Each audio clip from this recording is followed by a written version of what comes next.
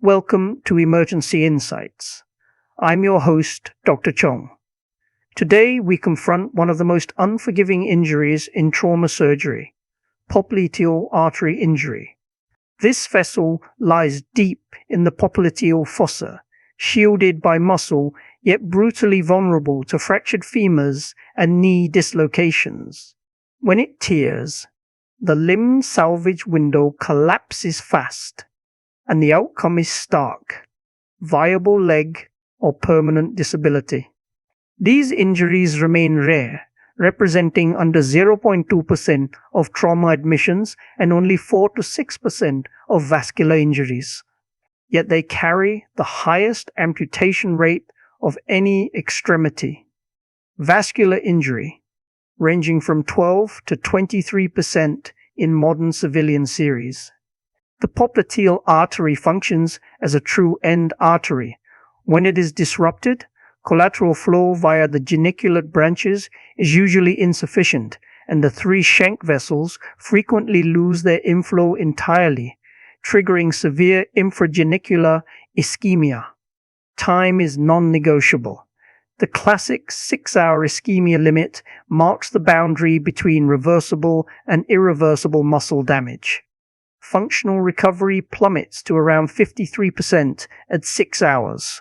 Hemorrhagic shock can shrink that window to as little as 3 hours. Every minute counts. Data show a difference of just 1.36 hours in ischemia time can separate salvage from amputation. Diagnosis demands precision. Hard signs such as pulsatile bleeding, absent distal pulses, and expanding hematoma trigger immediate operative exploration. Soft signs, including an ankle brachial index below 0.9, warrant urgent computed tomography, angiography to delineate the injury. Blunt trauma proves far more destructive than penetrating injury.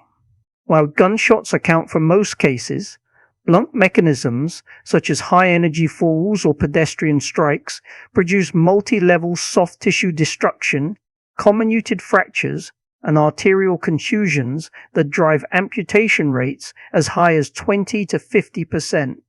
Penetrating wounds tend to be more focal and therefore more repairable. The popliteal vein and nerve plexus are almost always involved. Venous outflow disruption creates massive venous hypertension that can ruin even a flawless arterial repair. The tibio-peroneal trunk segment offers minimal room for error. Injuries here frequently demand precise interposition grafting. Surgical history shapes our current approach.